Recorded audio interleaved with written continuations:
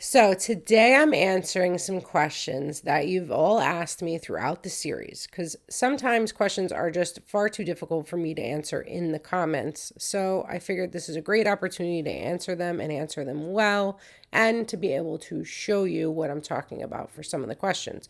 So let's go ahead and get started. The first question I wanted to address was a concern over whether or not it was worth trying to make and sell planners with the competition being so high on Etsy. Obviously, you don't have to sell your planners on Etsy, but this is the most popular and convenient way to do so, especially when you're first starting out. Let me first say that yes, competition is high on Etsy, but that goes for most things that you're going to want to sell on there unless you have something that's very unique and a niche product. However, I still do not think that it's not worth it or it's impossible. I think it's possible.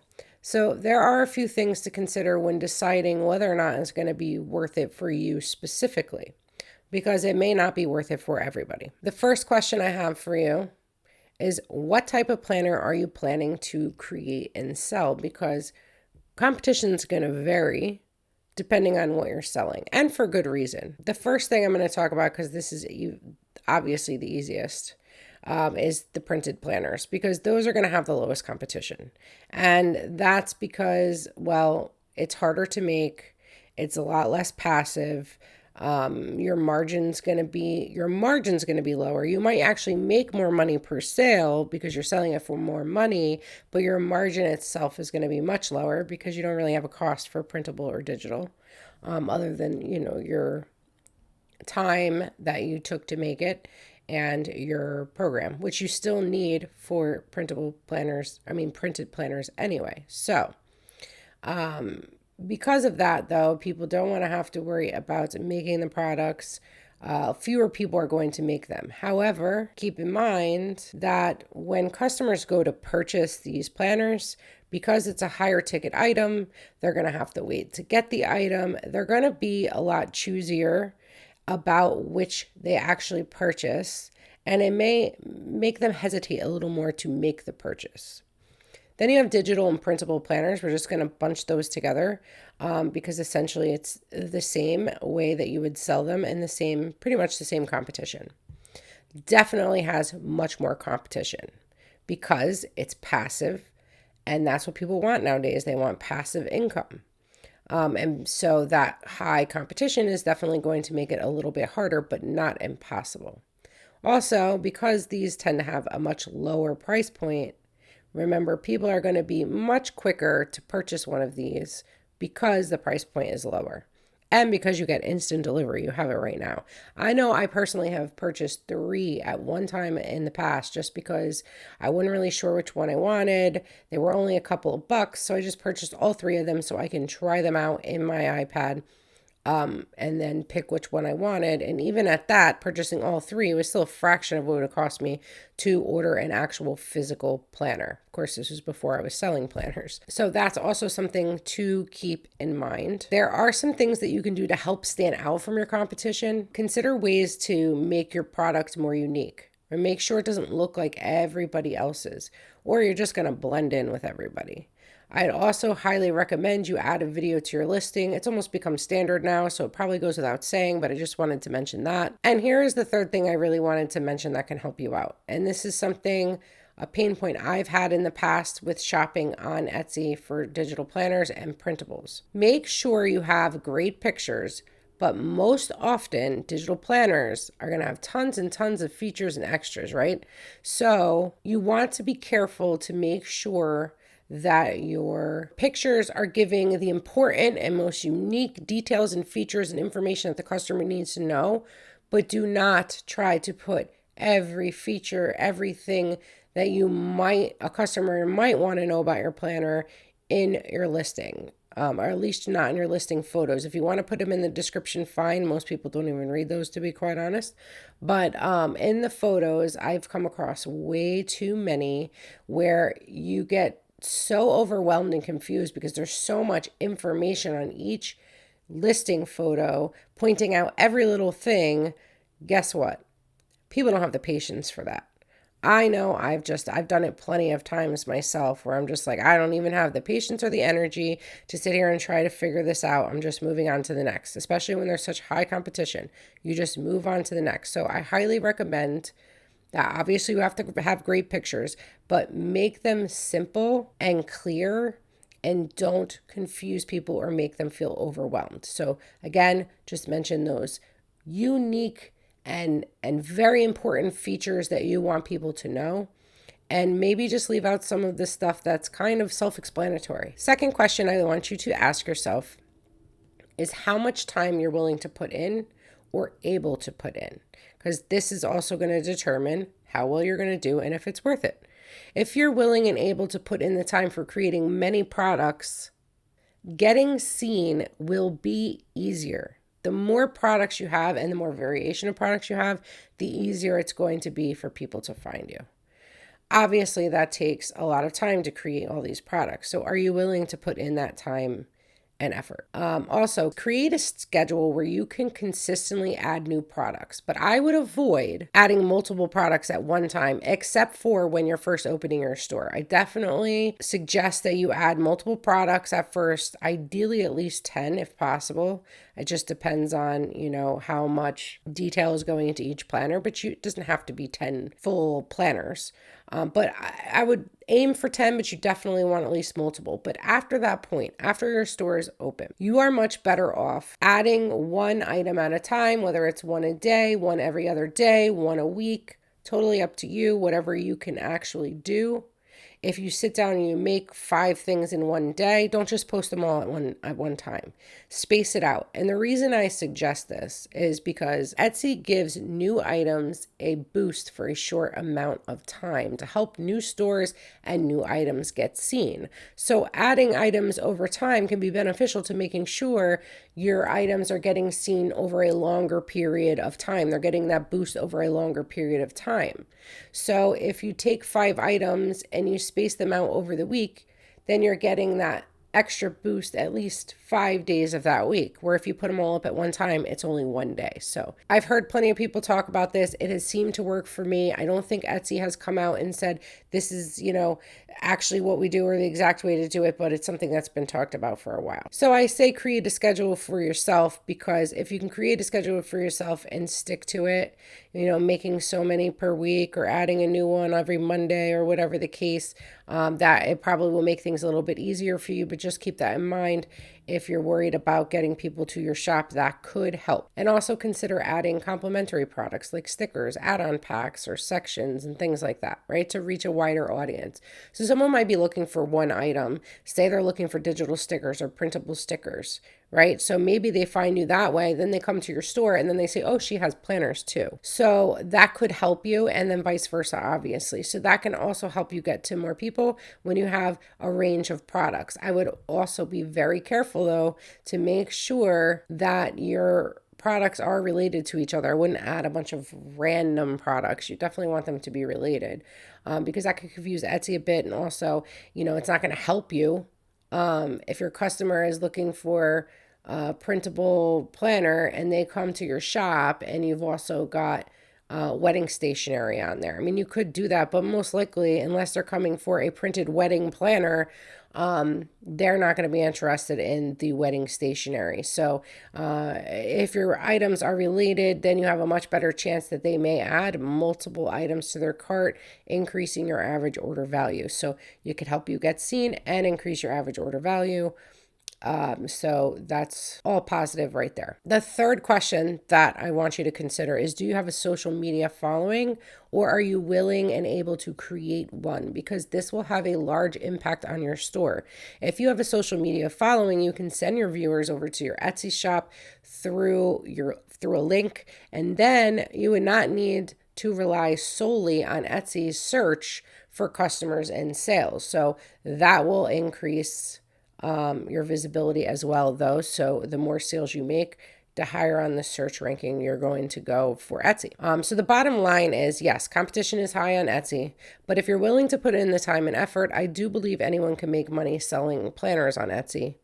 However, how much money, that's hard to say. It really depends on what you're trying to do, what type of planner you're selling. Are you trying to create a business, like a brand, or are you just looking to do a little side hustle? All of these things, whether you have a social media, whether you're adding things consistently, whether you have a range of products, these all play a significant role on how well you're going to do and if you're going to stand out above your competition. So this is why it's just like not a very easy question to answer, but I would think about all these questions, and then if you can answer all those questions, you should have a better idea of whether or not you think this is a road you want to go down. But it's like anything else. If you want to do well, you're going to have to put in work and effort, and it's going to take time. I mean, I know that we see stories all the time of people that just go viral and make it overnight, but that is such a rare thing. It's like winning the lottery. Don't count on something like that happening. Just count on putting in the hard work. And if for some reason you do go viral, it's just an added benefit, but please don't count on it. Okay, so the next question that I wanted to address today was the question about how to make an index page for a digital planner. While I do show this in the next episode of the series, I do not go into really great detail about creating the different sections. It's really more about hyperlinks, how to add them more easily, and tips and tricks on that. I do guide you a bit on how you might be able to create your actual finished planner and things like that. There's a lot that I go over in that video, so you definitely want to check that out. But I don't go into detail about creating the tabs or specifically the index page. So I'm going to show you here how I made my digital planner index page so you can see what it looks like. And really, honestly, it's quite simple. Once you understand how it works, it's really no different than anything else that you would add a hyperlink to in your planner, and you'll see what I mean in a minute. Okay, so one of the things mentioned was icons, which actually I don't even have any on this page. Let me see if I have any icons anywhere else. I don't. I know some digital planners do. I really just have text here. But let me just say about icons. It's going to be the same way that you would add text, right? So an icon is essentially just a transparent PNG. So a PNG with a transparent background. And so I am sure I have some in here somewhere. And so all you're going to do, let's add this one. Actually, I think that had a white background, but you know what I mean. We're just going to add this one here. And that's all that it is. So you're just adding the PNG to your page. There's plenty of places that you can go and get these PNGs. I mean, obviously you can make them yourself if you have a program and you know what you're doing. And like Illustrator, of course, Procreate, where you can draw it by hand, or any other graphic design program that you have, you can create these icons pretty easily. But if that's not in your wheelhouse or you don't want to spend the time doing it, you can also buy PNGs from a ton of different places. So obviously on Etsy, plenty of people are going to sell them on Etsy. You can also go to something like Creative Market or something along those lines. There are plenty of places to go. You can also find a lot of times some free PNGs to use on Google. I'm going to quickly show you how to do that in case you've never seen it before. So if we come up to Google here and let's say I want to say coin transparent PNG. So we'll say coin transparent PNG. So there's tons of PNGs here. You can go to images. Let's go to images. And you have tons here that you might want to use. You can sort by different types. But the important thing that I wanted to show you here is if you're going to grab something off the internet, you see when you have these boxes behind it, that means that that's transparent. That's what it's showing you here. This has white, doesn't mean it's not transparent, but it actually doesn't say transparent here.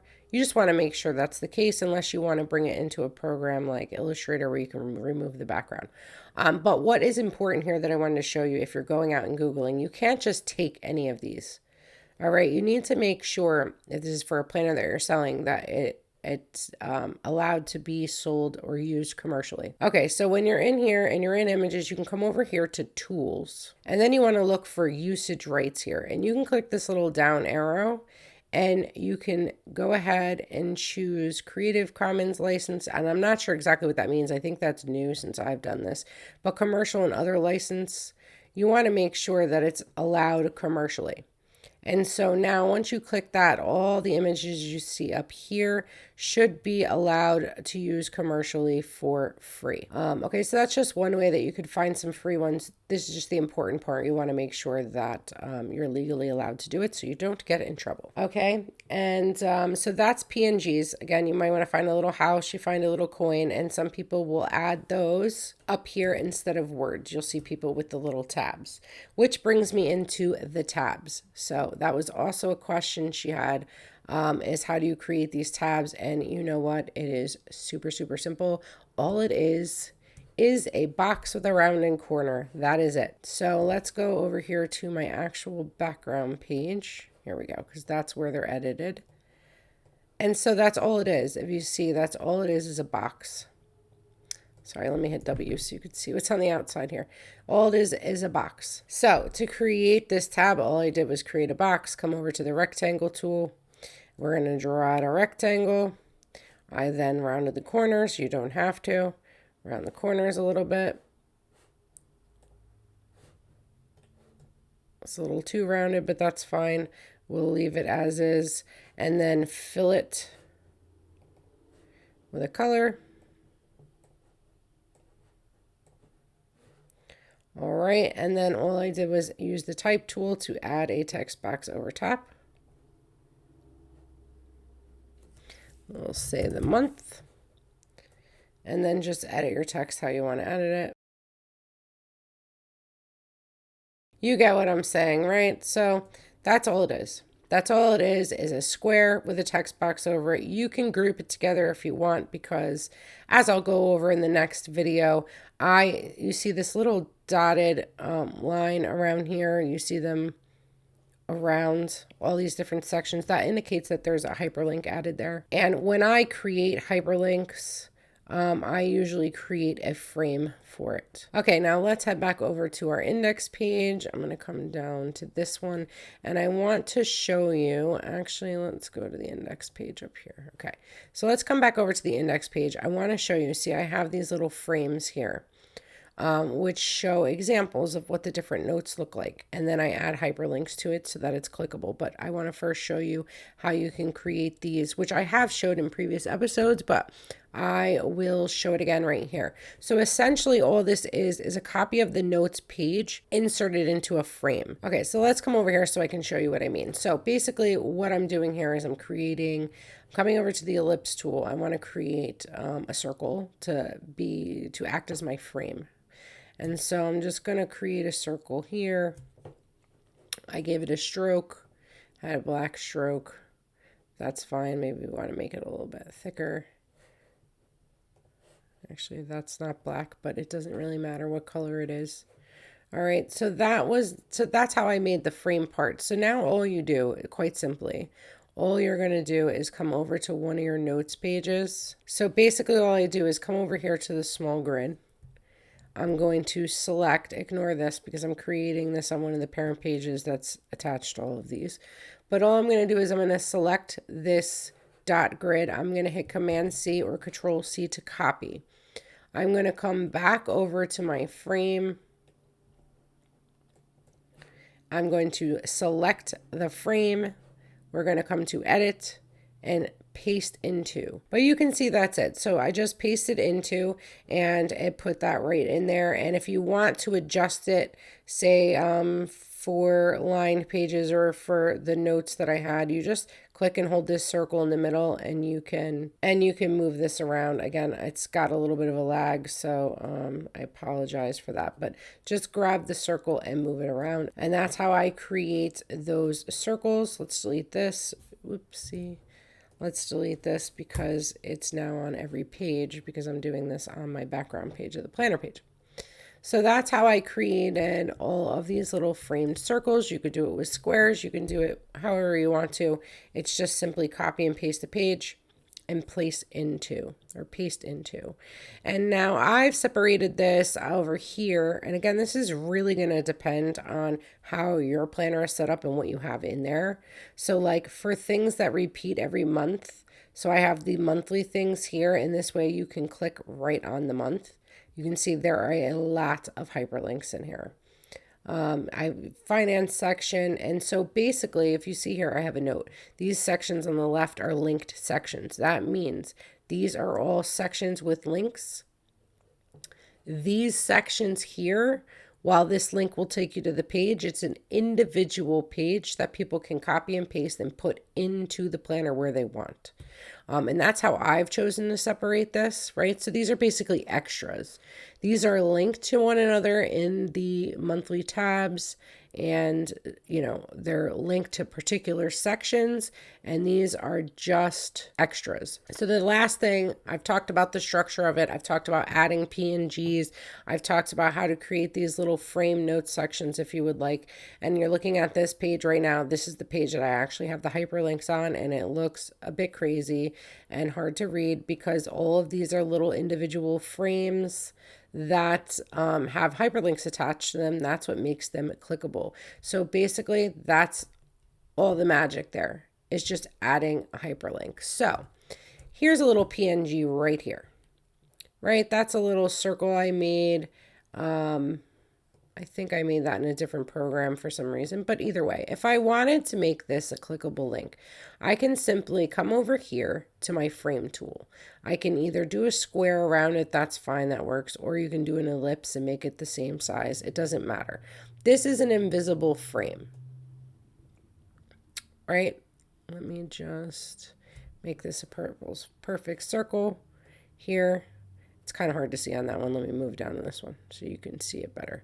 So that is a little frame. When I hit W to see the printable view, you're going to see that you can't see any of these frames. You're not going to be able to see them when you export.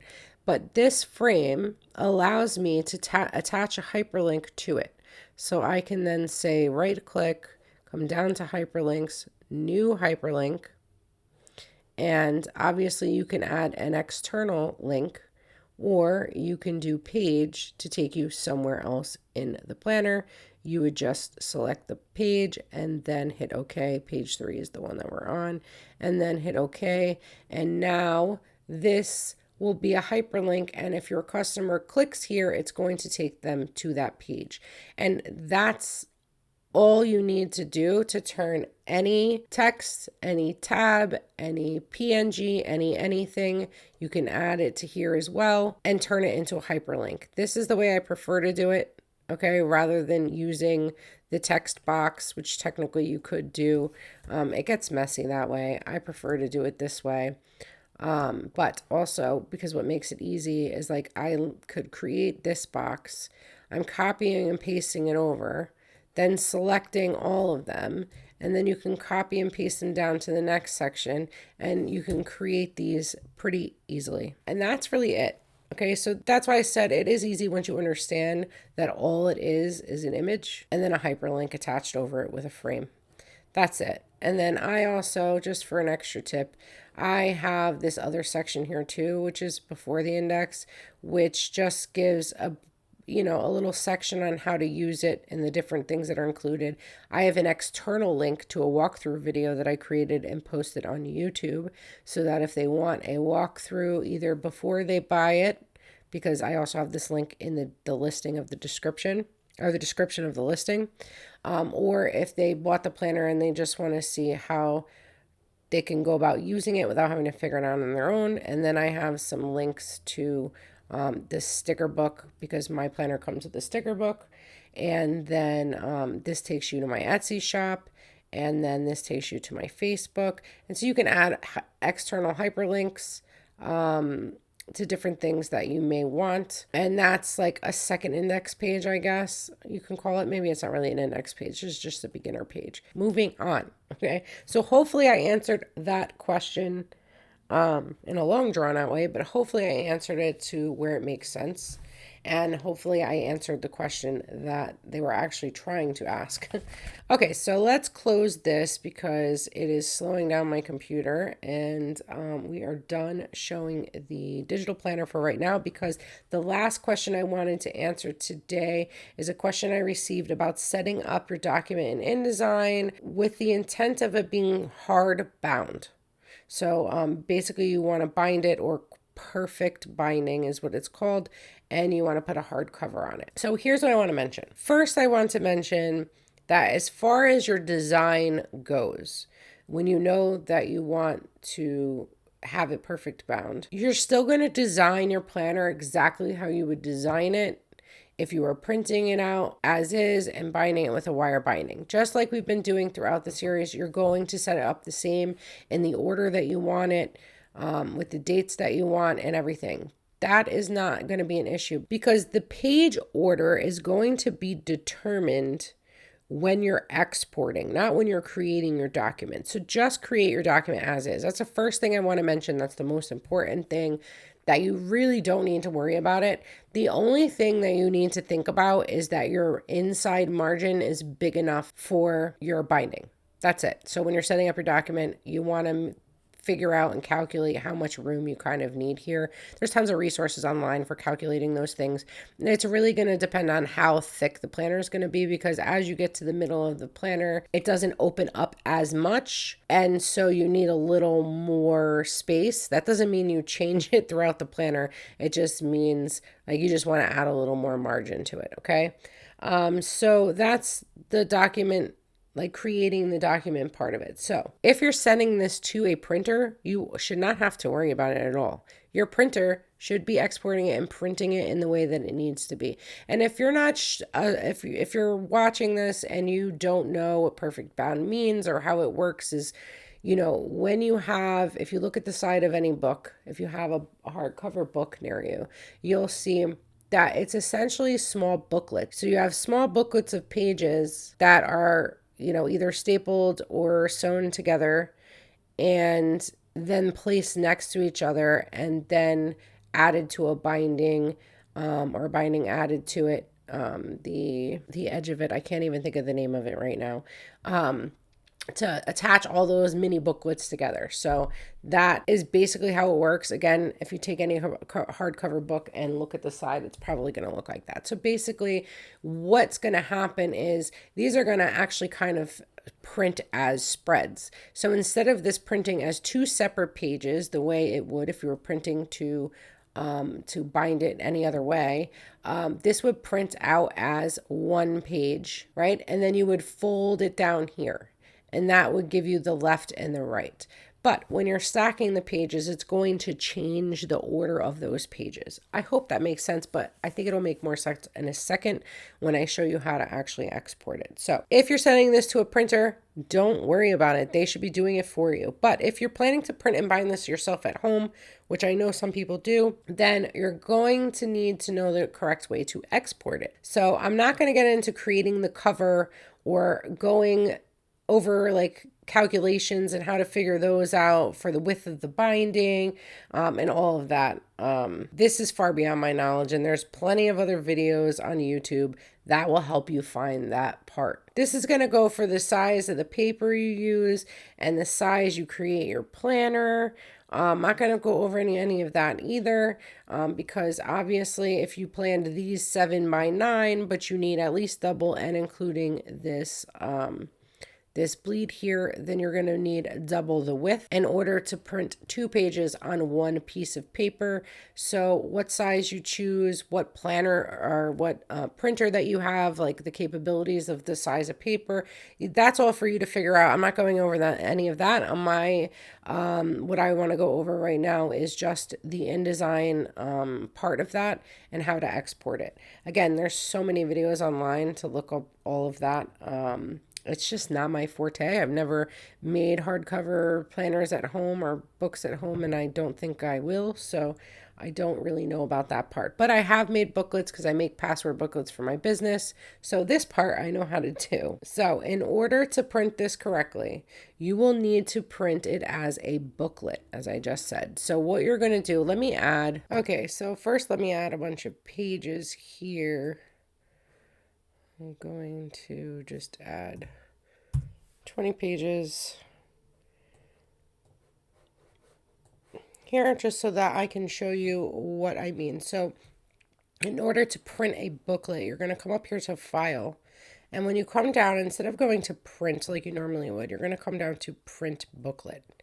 So the first thing you're going to want to do is come over here to booklet type, and we want to come down to perfect bound. And now, first let me come over here and I'm going to show you now. It's giving me an error because of the sizing of the pages. So you can just ignore that part. But you can see here where it's saying this is page 1 and this is page 4. And if you move over, you're going to see page 2 and page 3. So it's automatically creating that book for you in the order that it needs to be. Okay, so next we want to look here at signature size. This is going to determine how many pages. So, so the signature size of 4 pages, if we look over here, is essentially going to tell you it's just one piece of paper, right? Because you need to print 2 pages on one piece of paper. This is the front of it. This is the back of it. But you see how it automatically, this is the front, page 1. This is the back, page 2, front, page 3, and then we come back here as page 4, because imagine you're folding it down the middle. So essentially that's one piece of paper. I'm not really sure what application you would use for just 4 signature size, but that's 4 pages, or essentially one sheet of paper. So you can click here and you can determine how many you want to choose. This is going to be something that you're going to need to figure out on your own, because it is going to depend on how thick your paper is. That's going to be one of the factors for it. But again, on your own, you could figure out, I would recommend that maybe you take some of your paper that you're planning on using, fold it in half, see how thick it is. So basically just divide this by 4, right? So that's going to be 32 divided by 4 is how many sheets of paper it's going to be. I'm going to select 16 and then we'll see what that looks like now. Now you can see, and again, if this was the right size paper set up, it wouldn't look like this. It would just look even.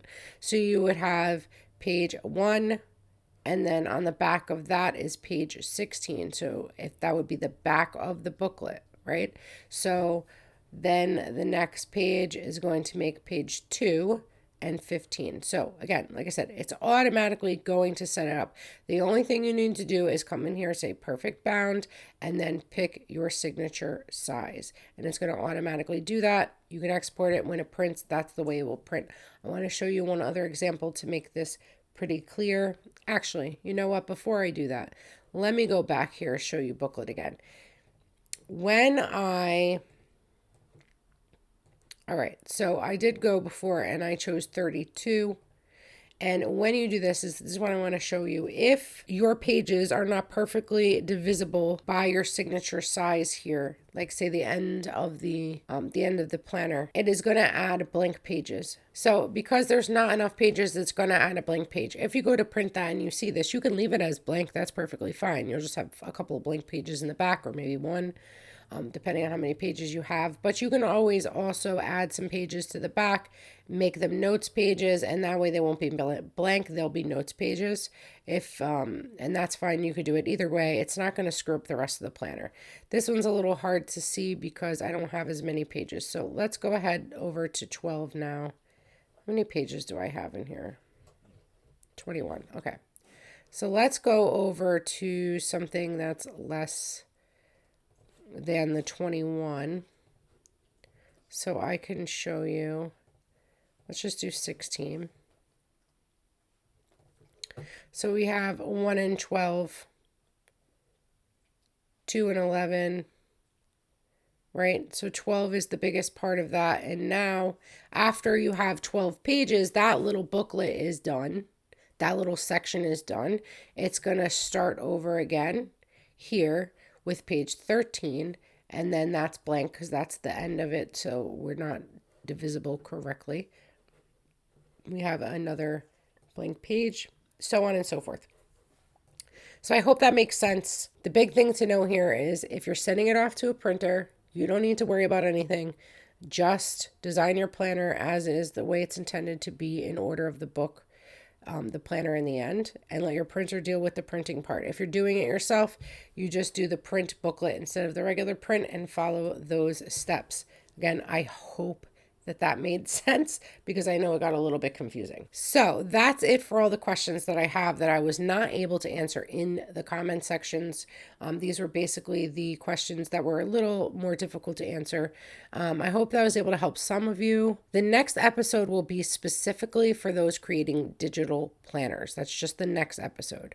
So if you're not creating a digital planner or don't plan to create a digital planner, you can go ahead and skip over to episode 18, where we're going to actually put our planners together. We're going to create this actual finished document, because as of now, we've only actually created our parent pages. So now we need to start adding our sections in.